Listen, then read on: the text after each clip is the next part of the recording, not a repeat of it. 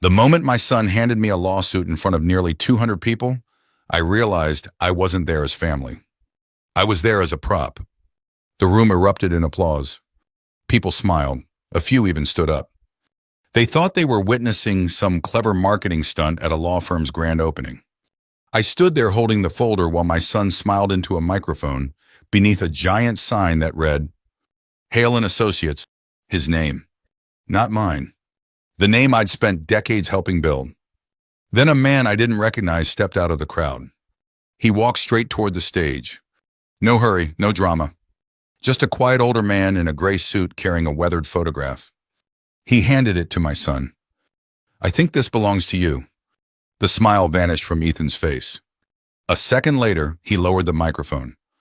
And for the first time that evening, the room became completely silent. No. My name is Richard Hale. I'm 59 years old, retired now, and I live in a modest ranch house on the west side of Columbus, Ohio. For most of my life, I owned a commercial roofing company. Nothing glamorous. Flat roofs, leaky warehouses, shopping centers nobody noticed unless something went wrong. 32 years of climbing ladders before sunrise. 32 years of bad knees, sunburns, and winter mornings that felt cold enough to crack your bones. But the work paid the bills. It helped put my son through law school. At least that's what I thought family was supposed to do. 3 years before all this happened, my wife Linda died from pancreatic cancer. Some losses divide your life into two parts. Before. After. Linda was that kind of loss. After she was gone, Ethan changed. Not overnight. Slowly.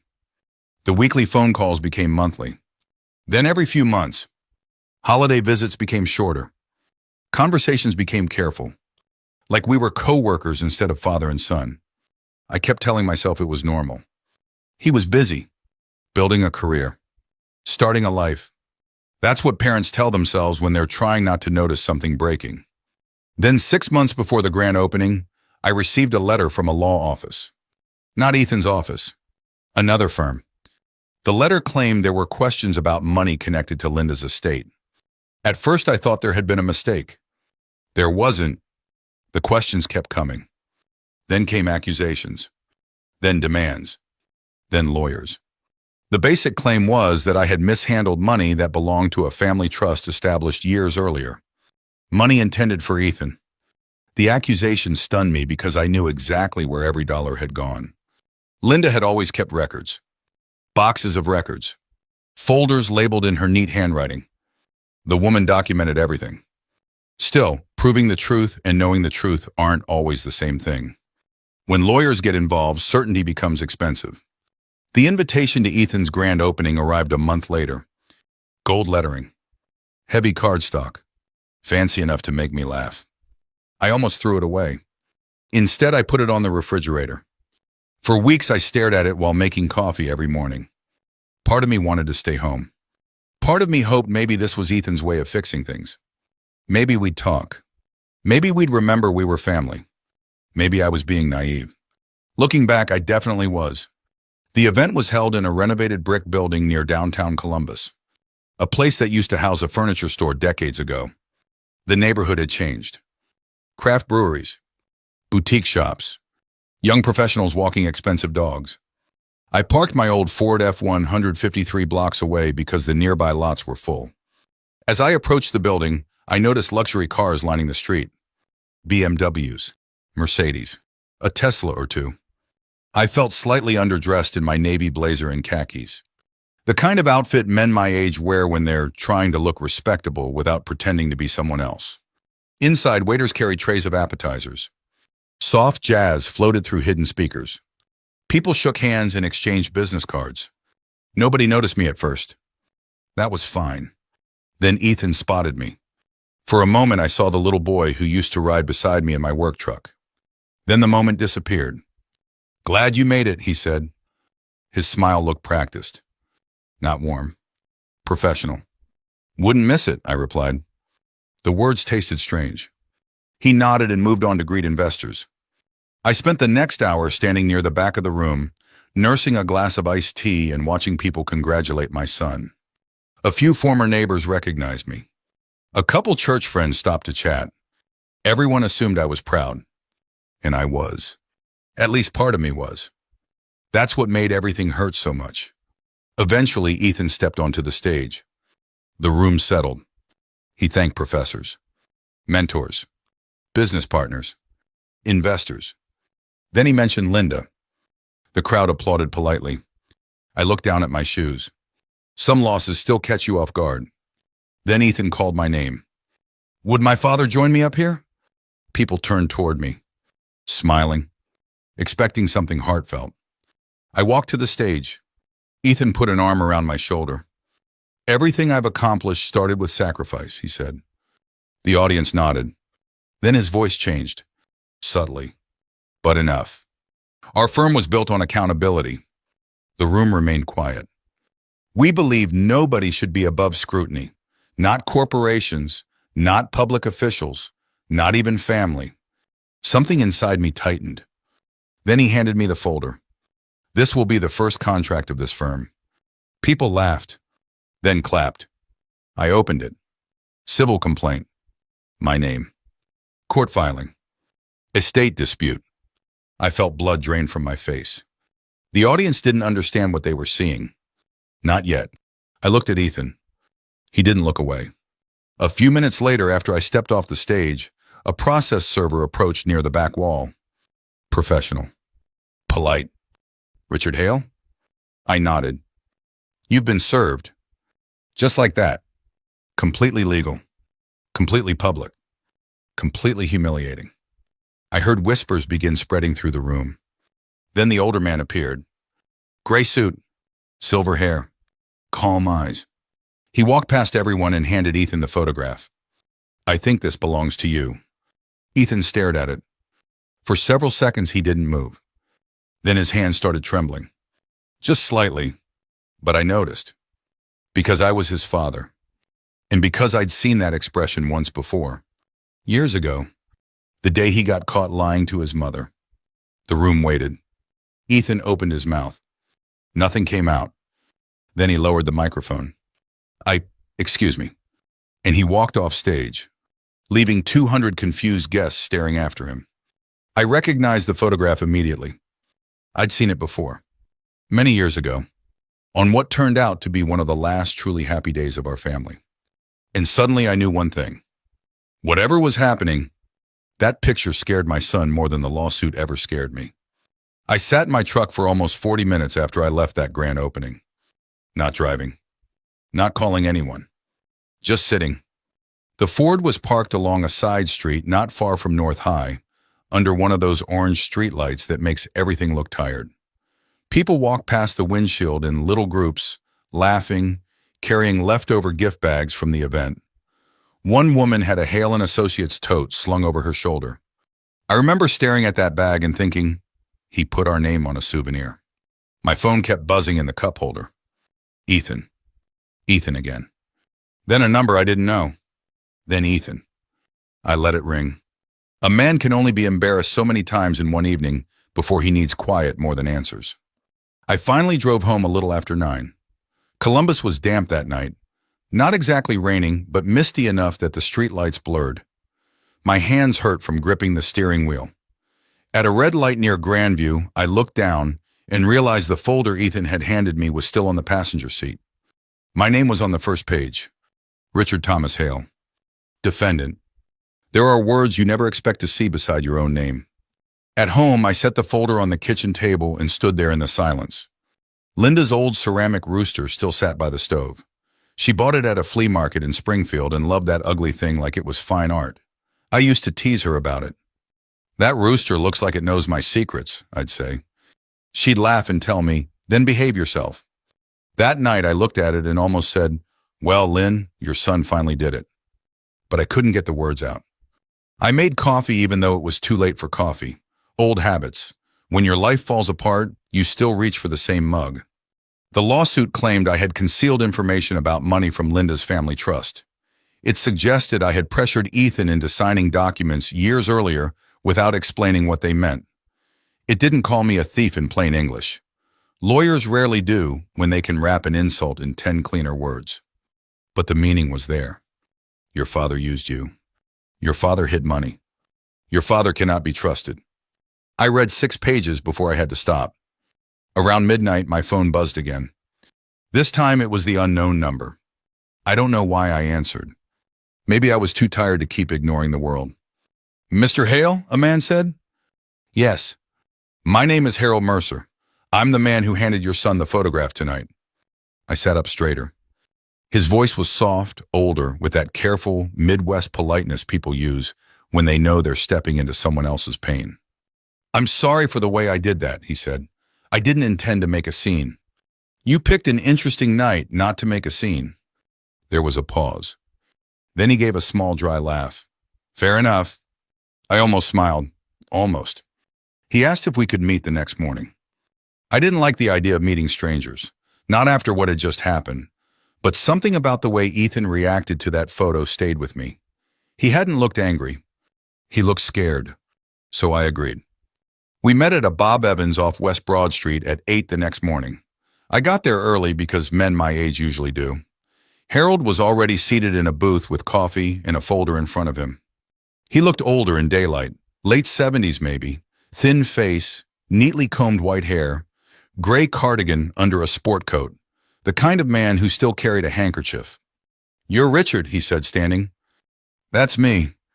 Harold Mercer." We shook hands. His grip was weak but steady. The waitress poured coffee, called us both honey, and left 2 menus neither of us open. Harold took the photograph from his folder and slid it across the table. I didn't touch it at first. I just looked. There we were. Linda sitting straight as a schoolteacher, wearing her green cardigan. Ethan beside her, young and clean-shaven, probably 24.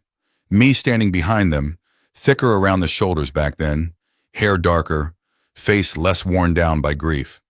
And Harold, younger but unmistakable. Behind us was the lobby of Franklin Valley Credit Union, the old branch near Hilliard before it got bought out. On the table in the photo were papers, a blue pen, and Linda's little brown purse. I remembered that purse. She kept peppermint candies in it. "I took that picture with Mrs. Hale's camera," Harold said. "She asked me to. Said she wanted Ethan to remember the day clearly." I swallowed. "She did things like that. She was very organized. That's one word for it." He smiled gently. Then his face turned serious. "I was a notary at the credit union then. I also handled some family trust paperwork. Your son signed an acknowledgement that day. It stated he had received a distribution connected to his mother's family trust and understood the account history." I kept my eyes on the picture. "He was old enough," Harold said. "He asked questions. Your wife answered them. I remember because she was patient with him. Very patient." I looked up. "Do you have the document?"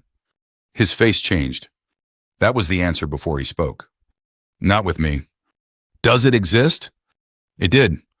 I leaned back. Hope is a dangerous thing when it comes in small amounts. Harold explained that the credit union had merged twice since then. Some records were scanned, some were archived, some were destroyed according to retention schedules. He had retired years ago and no longer had access to anything official. "So all we have is a photo," I said. For now. For now doesn't help much in court." "No," he admitted. "It doesn't." I should have been disappointed. I was.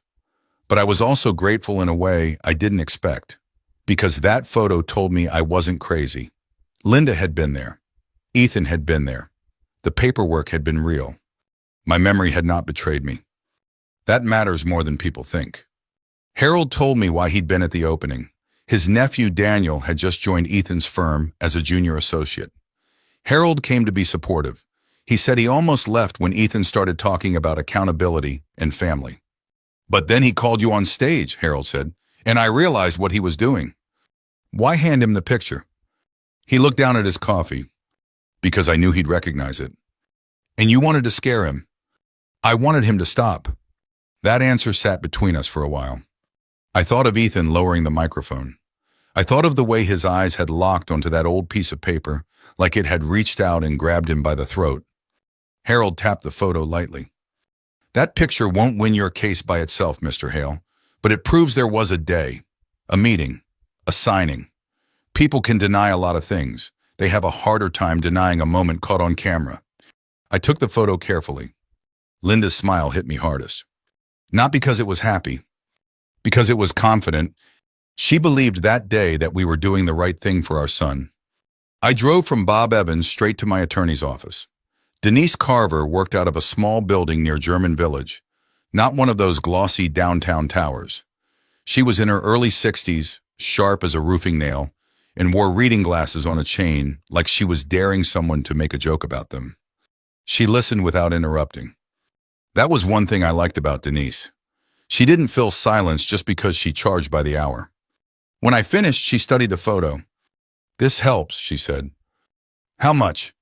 "It helps us ask better questions." "That sounds like lawyer talk for not enough." "It is not enough," she said plainly, "but it's something." I appreciated that. She told me Ethan's claims were built around interpretation, not simple theft, not a missing suitcase full of cash. He was arguing that I controlled information, influenced decisions, and left him without a full understanding of his rights after Linda got sick. "Can he prove that?" I asked. "Can you disprove it?" I hated that question, because it was the right one. Denise said we needed documents, account histories, signed acknowledgments, any letters Linda wrote, emails, bank statements, not memories, not feelings, paper. That afternoon, I went home and opened the closet in the spare bedroom. Linda's boxes were still there. Tax returns, medical bills, warranty papers for appliances we no longer owned, birthday cards from people who had died before her. I sat on the carpet and went through them one by one. Every folder smelled faintly of dust in her lavender drawer sachets. At some point, I found a note in her handwriting. "Ethan understands more than he admits. Be patient with him." I sat there for a long time holding that note. Then I laughed once, not because anything was funny, but because if I didn't laugh, I was going to break something. Around 6 that evening, Harold called again. "I made a few calls," he said. "To who?" "Old contacts, people from the credit union days." "And?" "There may be backup records from the merger." I stood up so fast my knee popped. "Where?" "That's the problem. They were transferred during the second merger, possibly to a storage vendor, possibly to the successor bank's archive. Possibly." "I know," he said. "I don't like the word either." Then he added one more thing. "There's a retired branch manager in Dayton who might remember the transfer." I looked around at Linda's boxes scattered across the floor. For the first time since Ethan put that folder in my hands, I felt something besides shame. Not victory. Not yet. Just direction. And sometimes, when you've been shoved into the dark by your own child, direction is enough to make you stand back up. A week after meeting Harold, I found myself driving west on Interstate 70 before sunrise, with a thermos of coffee rattling around in the cup holder and a legal bill sitting unopened in my glove compartment. That bill had been there for 3 days. I knew roughly what it said. I just wasn't emotionally prepared to confirm it. The sky over Ohio was still dark when I passed the outskirts of Columbus. The radio played old country songs. Most of the traffic was delivery trucks and commuters. 20 years ago, I would have been heading toward a roofing job. Now I was chasing paperwork. Life takes some strange turns. Harold sat in the passenger seat studying notes he'd written on a yellow legal pad. He was old school. Everything on paper. Everything organized. The first few days after our meeting had been frustrating. Phone calls. Dead ends. Transferred departments. Disconnected numbers. Former employees who couldn't remember anything. People who had retired to Florida and barely remembered where they left their reading glasses, much less where bank records had gone 15 years earlier. Still, Harold kept pushing. And somehow that stubbornness started rubbing off on me. The retired branch manager lived outside Dayton. His name was Bill Kramer, 78 years old, former Marine, still cut his own grass, still shoveled his own driveway. The kind of guy who treated retirement like a part-time inconvenience. He invited us to his house and spent nearly 2 hours digging through old files in his basement. Not official files. Personal notes. Retirement papers. Boxes full of memories. The basement smelled like sawdust and old cardboard. At one point, Bill disappeared behind a shelf and shouted, "Found something!" Harold nearly tripped over a folding chair, trying to reach him. Unfortunately, the document wasn't what we needed. Just an internal merger memo. Still, it contained a name. the records management company that had handled archive transfers after the credit union merger. For the first time, we had a real lead. On the drive back, Harold seemed excited. I wasn't. Not yet. I'd learned something over the years. Hope can be expensive, especially when lawyers are involved. 2 days later, Denise arranged access requests. More forms. More waiting. More invoices. The process moved slowly. Meanwhile, Ethan's public campaign continued. That was the part nobody warns you about. Not the legal battle. The social part. The embarrassment. The whispers. One Saturday morning, I stopped at Kroger for groceries. Nothing unusual. Coffee. Bread. A frozen pizza. Cat food for a cat I never wanted but inherited after Linda died. While I was standing in line, I noticed 2 women from church looking at me. Not talking to me. Looking at me. Then one leaned toward the other and whispered something. Maybe it wasn't about me. Maybe it was. But after a while, you start noticing things. The cashier recognized me. So, your son's the lawyer on Channel 10, right? I nodded. He seems impressive. I forced a smile. Yeah. She had no idea what else to say. Neither did I. The ride home felt longer than usual. That afternoon, I sat on my back patio drinking coffee and staring at the fence. The lawsuit wasn't just costing money. It was costing reputation. People didn't know the facts. They knew headlines. And Ethan was very good at headlines. One local article called him a young attorney willing to challenge family power structures. Another praised his commitment to accountability. Reading that one almost made me laugh. Instead, I closed the laptop. Later that evening, I opened an old photo album Linda had assembled years ago. There was Ethan at 6 years old holding a fish bigger than his arm. There he was at 10, covered in dirt after helping me on a small roofing repair. There he was at 16, grinning beside his first used car. I sat there turning pages and asking myself a question I hated. Where exactly had we lost each other? Because fathers always ask that question, not whether they made mistakes. Of course we did. The question is where? What day? What year? What conversation? I remembered missing his 9th grade basketball banquet because a storm damaged a warehouse roof. The client threatened to cancel a contract worth nearly a quarter of my yearly revenue. I worked. I missed the banquet. Linda told me Ethan understood. Maybe he did. Maybe part of him didn't. I remembered missing another birthday because of a job in Cincinnati. Missing a father-son camping trip because payroll had to be covered. 1,000 decisions that seemed responsible at the time. 1,000 small sacrifices. The kind parents make every day. The kind children sometimes interpret differently. The next breakthrough came 3 weeks later. Denise called just after lunch. Richard. Something in her voice made me sit up straighter. You found something? Maybe. Lawyers love that word almost as much as bankers do. She explained that the records company still existed. Barely. Several ownership changes later, its archive inventory had been digitized. Not all documents, just inventory references, descriptions, tracking numbers, transfer logs. Most people would find that boring. I nearly hugged my phone. Tell me. There may be a box. Maybe. Richard. Sorry. There may be a box containing trust administration materials transferred during the merger. I stared at the wall. Can we access it? Possibly. There was that word again. The following Friday, we drove to a storage facility outside Dayton. Not some dramatic underground vault. Just a giant industrial warehouse surrounded by chain link fencing. The kind of place you drive past 100 times without noticing. Inside, rows of shelving stretched in every direction. Thousands of boxes. Millions of documents. An employee led us through the aisles. Harold looked excited. I looked terrified. Because if the records weren't there, we were almost back where we'd started. The employee eventually stopped beside a pallet. Several boxes had water damage. Others were collapsing. Many labels had faded. Not encouraging. For 3 hours we searched. Nothing. Another hour. Nothing. Then another. Still nothing. My back hurt. My knees hurt. Harold's hands were shaking from exhaustion. At one point I sat on a folding chair and seriously considered giving up. Not the search. Everything. The case. The humiliation. All of it. Maybe Ethan could have the narrative. Maybe fighting wasn't worth it. Then Harold sat beside me. You okay? No. He nodded.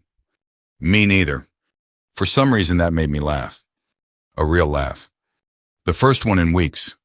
A few minutes later, the employee called us over. He had found an archive index sheet buried in a damaged box. Just a single page. Nothing dramatic. No smoking gun. No secret confession. But there, among hundreds of entries, was a reference number tied to a trust acknowledgement package. The date matched. The account matched. The names matched. My pulse started racing. The document itself wasn't there. Not yet. But evidence existed that the package had existed. A real paper trail. A real record. Something far harder to dismiss than memory. Denise became cautious but optimistic. We're getting closer. For the first time, I believed her. Then she uncovered something else. Something that changed everything. 3 days later, I sat in her office while she reviewed a deposition filing from Ethan's legal team. She removed her glasses, which was never a good sign. What is it? I asked. Denise slid the page across her desk. I read it once. Then again. Then a third time. The statement was clear. Under oath, Ethan claimed no signed acknowledgement had ever existed. Not that he forgot. Not that he misunderstood. Not that he was pressured. That it had never existed. I looked up at Denise. He's swearing to this? Yes. I felt cold. Not angry. Not yet. Just cold. Because until that moment, I'd been telling myself there was still a misunderstanding somewhere. Maybe grief. Maybe resentment. Maybe bad advice. Something. Anything. But this was different. The inventory record suggested the acknowledgement existed. The photograph showed the meeting happened. Harold remembered witnessing it. And now Ethan was swearing it never existed. For several seconds, nobody spoke. Finally, I asked the question I didn't want answered. If he knows he's lying, Denise nodded slowly. I've been wondering the same thing. I drove home in silence that night. No radio. No podcast. Nothing. Just miles of highway and too many thoughts. Because for the first time since this nightmare started, I wasn't asking whether my son was mistaken. I was asking why he'd chosen this path. And somehow that question frightened me more than the lawsuit itself. For almost a week after reading Ethan's sworn statement, I couldn't stop thinking about one sentence. No signed acknowledgement ever existed. Might not have existed. Not that he couldn't remember. Not that the paperwork was unclear. Never existed. The certainty bothered me more than the accusation itself. Because certainty leaves less room for misunderstanding. And Father spent a lot of years searching for misunderstandings. It's easier than accepting harder explanations. One Tuesday morning, I was replacing a broken fence board in my backyard when my neighbor Carl wandered over carrying a coffee mug. Carl had lived next door for nearly 20 years. Retired firefighter. Good man. The kind who still checked on people after snowstorms. He leaned against the fence and watched me work for a minute. Finally, he said, "You okay?" I laughed. Nobody asks that question unless the answer is obvious. Not really.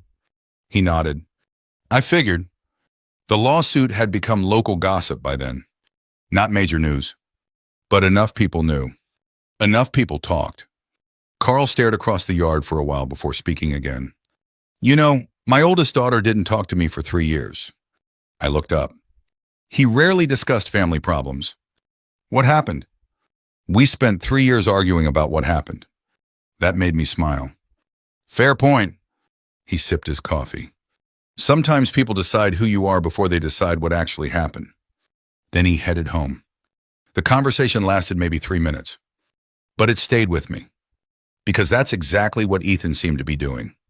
He wasn't arguing over facts anymore. He had already decided who I was. The facts were just supporting actors. A few days later, Denise called. Can you come by the office? Lawyers never say that when they're bringing good news. I arrived expecting another setback. Instead, she surprised me. She had spent several days reviewing Ethan's public statements, interviews, and promotional materials from the law firm's launch. The conference table was covered with printouts, newspaper articles, social media posts, marketing brochures, video transcripts. At first, none of it made sense. Then Denise started highlighting dates. One after another, a pattern emerged. The firm's launch had been expensive, much more expensive than I'd realized. Professional branding consultants, advertising campaigns, media outreach, office renovations, investor presentations. Everything pointed toward one thing: pressure. A lot of pressure. How much debt? I asked. We don't know, but enough. Probably. I leaned back in my chair. Something clicked. Not proof. Not yet. But motive. The kind of thing juries understand. The kind of thing ordinary people understand. Money creates urgency. Urgency creates bad decisions. Still, I couldn't quite connect all the pieces. Why involve me? Denise slid another article across the table. The headline read, "Young attorney takes on his own father in dispute over family trust." I stared at it. Then another article. Then another. The same theme repeated. Accountability. Integrity. Courage. A lawyer willing to challenge even family. Suddenly I felt sick. Not because of the lawsuit, because I finally understood how useful I had become. I wasn't just a defendant. I was marketing. The realization hit harder than I expected.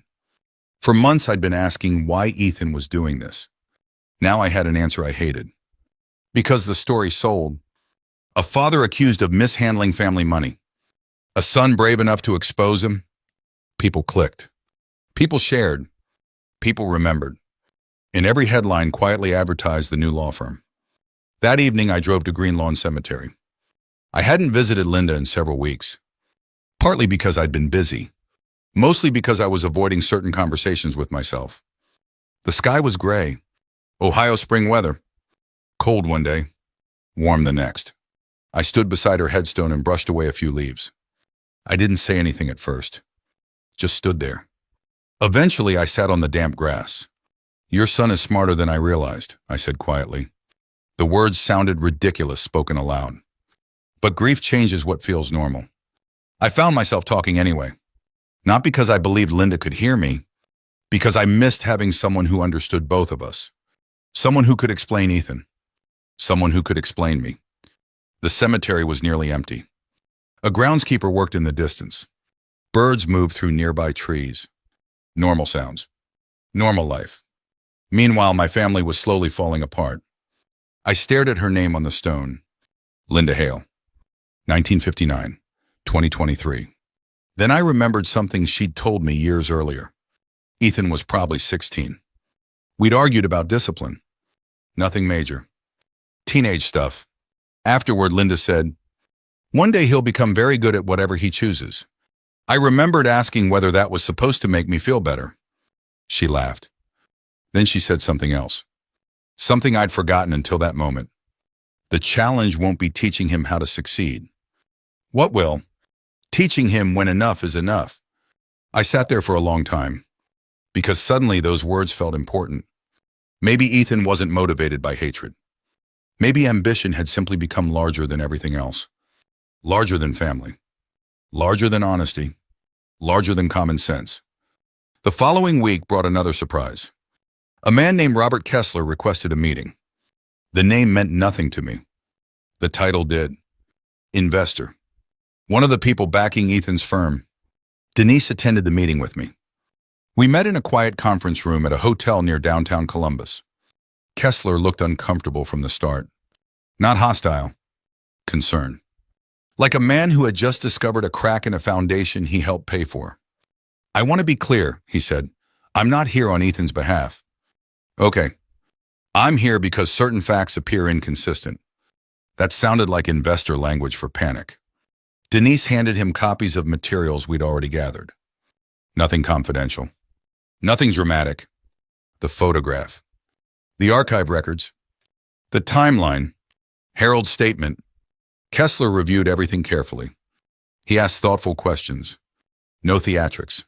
No accusations. Just facts. When the meeting ended, he shook my hand. "Thank you for your time, Mr. Hale. You're welcome. He hesitated. Then he added, if what you've shown us is accurate, this situation may be more serious than we understood. After he left, Denise looked at me. That matters. Why? Because investors hate surprises. For the first time in months, I felt a small shift. Not victory, just movement. The truth finally seemed to be reaching people beyond our side of the case. Unfortunately, someone else noticed too. 2 days later, my phone rang while I was loading mulch bags into the back of my truck at Home Depot. The caller ID showed Ethan. I almost ignored it. Instead, I answered. What? Silence. Then his voice. Tight. Controlled. Not confident. What are you doing? I looked around the garden center. Families buying flowers. Employees moving pallets. Normal life continuing. I bought mulch, I said. You know what I mean. There it was. Fear. Small but unmistakable. I leaned against the truck. No, Ethan, I don't. Another pause. Then he lowered his voice. Whatever you're telling people, I'm telling the truth. You need to stop. For a second, neither of us spoke. I realized something then. The man who had embarrassed me in front of 200 people wasn't calling because he felt guilty. He was calling because he felt threatened. And somehow that hurt more. You made this public, I said quietly. I didn't think... Exactly. The words came out before I could stop them. Then I ended the call. My hands were shaking. Part anger, part sadness, part something else. Because for the first time since this nightmare started, I had heard genuine fear in my son's voice. And if Ethan was afraid, it meant he knew something was coming. The hearing was scheduled for a Thursday morning in late October. By then, nearly 5 months had passed since Ethan stood on that stage and turned me into a headline. 5 months of legal bills. 5 months of awkward conversations. 5 months of waking up at 3 in the morning wondering how my life had ended up here. The funny thing is, when people imagine courtroom moments, they picture television. Big speeches. Surprise witnesses. Someone dramatically confessing while everyone gasps. Real life is much quieter. More paperwork. More waiting. More uncomfortable silence. The hearing took place at the Franklin County Courthouse in downtown Columbus. I arrived early. Old habit. The same habit that had me showing up to roofing jobs before sunrise for 30 years. The weather was cold enough for a jacket.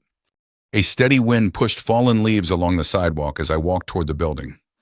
Denise met me inside. She carried 2 thick binders and looked calm. That helped. Lawyers should look calm. Otherwise, people like me start worrying. You ready? She asked. No. Good. I blinked. Good? The people who scare me are the ones who think they're ready. That earned a small laugh. I needed it. We entered the courtroom a few minutes later. Not large, not dramatic. Just another government room filled with fluorescent lighting and uncomfortable chairs. Ethan was already there. For the first time in months, I really looked at him. Not through newspaper articles. Not through legal filings. Not through old memories. Just looked. He seemed older. Tired. The expensive confidence he'd worn at the grand opening had faded around the edges. Dark circles beneath his eyes. Tighter jaw. Less certainty. For a brief moment, I felt sorry for him. Then I remembered standing on that stage while strangers applauded my humiliation. The feeling passed. His attorney sat beside him reviewing notes. A different lawyer than the one who originally filed the case. That interested Denise. Apparently, lawyers changing lawyers isn't usually a great sign. Harold attended as well. He sat quietly near the back. Same gray suit. Same calm expression. When he noticed me looking his way, he gave a small nod. I nodded back. The hearing began shortly after 9. No reporters crowded the room. No television cameras. Just attorneys, court staff, and a handful of observers. Exactly the way real legal proceedings usually happen. The judge wasted very little time. He had clearly reviewed the filings beforehand. Questions came quickly. Specific questions. The kind that forced people to stop performing and start answering. Denise presented our timeline first. Nothing dramatic. Just dates. Documents. Facts. The photograph appeared early. Not as a smoking gun. As context. Proof that the meeting happened. Proof that people were present. Proof that memories weren't being invented after the fact. Then came Harold's testimony. He spoke carefully, thoughtfully. No exaggeration. No speculation. Just what he remembered. A trust-related meeting. A signed acknowledgement. Questions Ethan asked. Answers Linda provided. The judge listened closely. Then came the archive records. The inventory references. The merger documents. The chain of custody connecting one institution to another. Boring stuff. Extremely boring. Also extremely powerful. Because boring records tend to tell the truth. Nobody creates elaborate storage logs 15 years earlier in preparation for future lawsuits. That was Denise's point. Slowly. Methodically. One piece at a time. The atmosphere in the room began changing. I could feel it. Not because anyone said so. Because people stopped looking at me and started looking at Ethan. Then Denise introduced the document that changed everything. Not the original acknowledgement. That still hadn't been located. But a recovered digital scan attached to archive records. The signature was visible. The date was visible. The account information was visible. Even from my seat, I recognized Ethan's signature immediately. The judge spent several minutes reviewing it. Then he looked toward Ethan's attorney. What is your position regarding this document? Nobody spoke for a moment. The attorney adjusted his glasses. Then he tried. He really did. He argued that Ethan had been young, inexperienced, possibly unaware of the full legal implications. That memories can fade. That interpretations differ. Some of those points were fair. Honestly, if the case had been built around confusion, they might have mattered. The problem was Ethan's sworn statement. The judge eventually addressed it directly. And that was the moment everything shifted. Not because anyone yelled. Not because anyone exposed a shocking secret. Because the judge asked a simple question. If this document existed, why was the court told it did not? Silence. A long silence. The attorney attempted an answer. Then another. Neither sounded convincing. The judge's expression never changed. That somehow made it worse. I looked toward Ethan. For the first time, he wasn't watching the judge. He was staring at the table. Exactly the way he used to stare at the floor as a teenager whenever Linda caught him lying.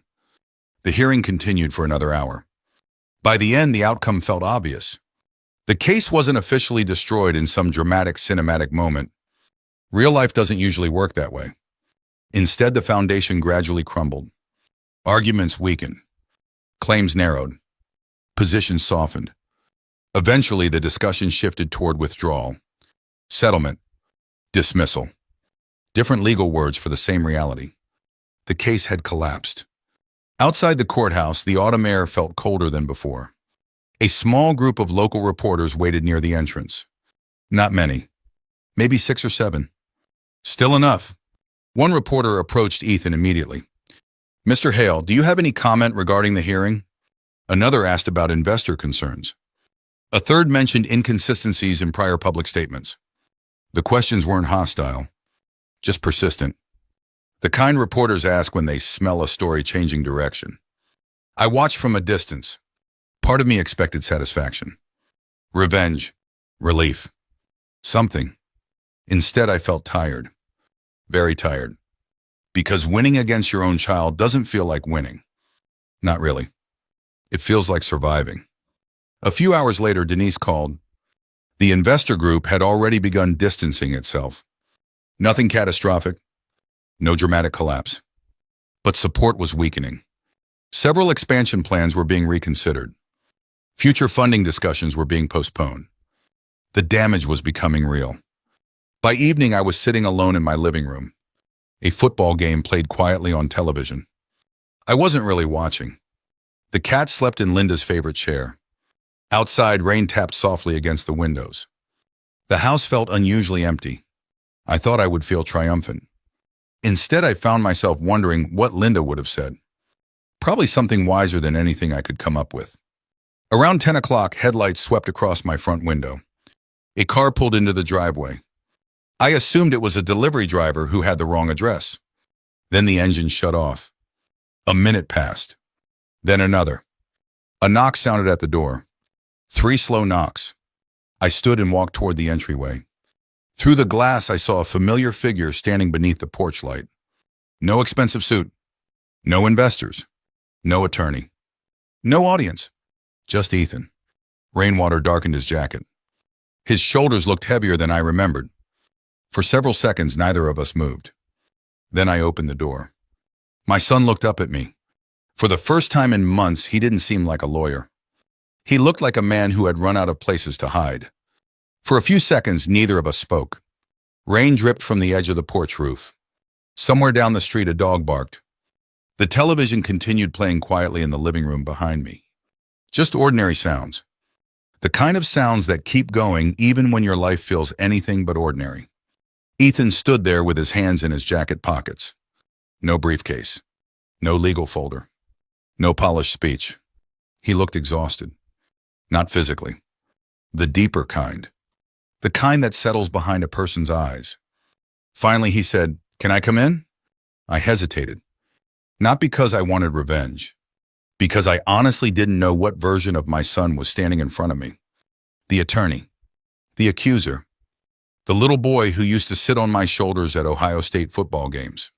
Or someone else entirely. After a moment, I stepped aside. "Come in." He entered quietly. The cat immediately jumped off Linda's chair and disappeared down the hallway. Smart animal. The kitchen still smelled faintly of coffee. I offered him some. He declined. Then changed his mind. Then accepted. That small moment told me more than anything else. Confident people don't change their minds 3 times in 10 seconds. I poured 2 cups. We sat at the kitchen table where Linda and I had spent decades paying bills, arguing over paint colors, and planning vacations we usually couldn't afford. For several minutes, nobody spoke. Ethan stared at the coffee. I stared at Ethan. Finally, he broke the silence. "The investors are pulling back." I nodded. I heard. Another pause. Then, "The firm probably survives." "That's good." His eyes lifted toward me. "You don't sound happy about it." "I don't sound unhappy either." That seemed to surprise him. Maybe he expected celebration. Maybe he expected anger. Honestly, I didn't have much energy left for either. The past few months had drained something out of me. Ethan rubbed his forehead. "I keep replaying everything." I waited. "You were supposed to settle." There it was. The first honest sentence of the evening. Not an apology. Not yet. But honest. I leaned back. "What?" "You were supposed to settle." He laughed bitterly. "Everyone settles. Most people don't spend months digging through archives and hiring lawyers." I looked at him. "You sued the wrong roofer." For the first time all night, a tiny smile appeared, then disappeared. "I guess I did." Silence returned. A gentler silence this time. The kind that happens when 2 people stop pretending. Eventually, I asked the question I'd been carrying for months. "Why?" His eyes dropped back to the table. I let the question sit there. No pressure. No interruption. Just waiting. Finally, he spoke. "Because I was angry." I almost laughed. The answer felt absurdly small compared to the destruction it caused. Angry. Not betrayed. Not robbed. Not deceived. Angry. At first, I thought he was joking. Then I realized he wasn't. "I'm listening," I said. He took a deep breath. "You always made everything look easy." That caught me off guard. Because if there was one thing my life had never been, it was easy. I worked 60-hour weeks. I know. I missed holidays. I know. I nearly lost the company twice. I know. His voice grew sharper. Exactly. I stared at him. He looked frustrated. Not with me. With himself. With the words. With years of things he'd never properly said. "You always survived everything," he continued. "When Mom got sick, you survived. When business got bad, you survived. When she died, you survived." I shook my head.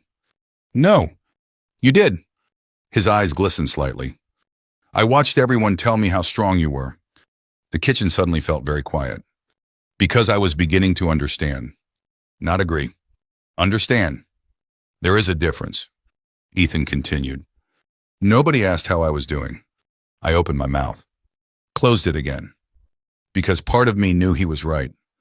After Linda died, people constantly checked on me. Neighbors, friends, church members, customers. Everyone worried about the widower. Not many worried about the son, the grown man, the one who was supposedly handling it. He swallowed hard. I hated that. The words came out barely above a whisper. I hated feeling invisible. Something inside me softened. Not enough to erase the past, but enough to listen. He looked toward the living room, toward Linda's chair, then back at me. The law firm became everything. I nodded slowly. I can see that. I told myself I was building something important. His laugh sounded painful.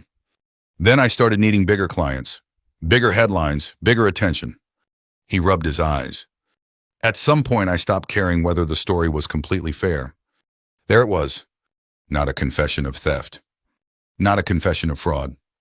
Something more believable. More human. More disappointing. He had convinced himself his version of events was true enough. Useful enough. Profitable enough. The room felt smaller. I stared into my coffee. Now cold. Like both of us. Eventually, I asked, "And Mom?" His face changed immediately. That question hurt. Good. It was supposed to. Don't. No. I looked directly at him. We're talking about that. His jaw tightened. I continued. You used her memory. He looked away. You used her trust.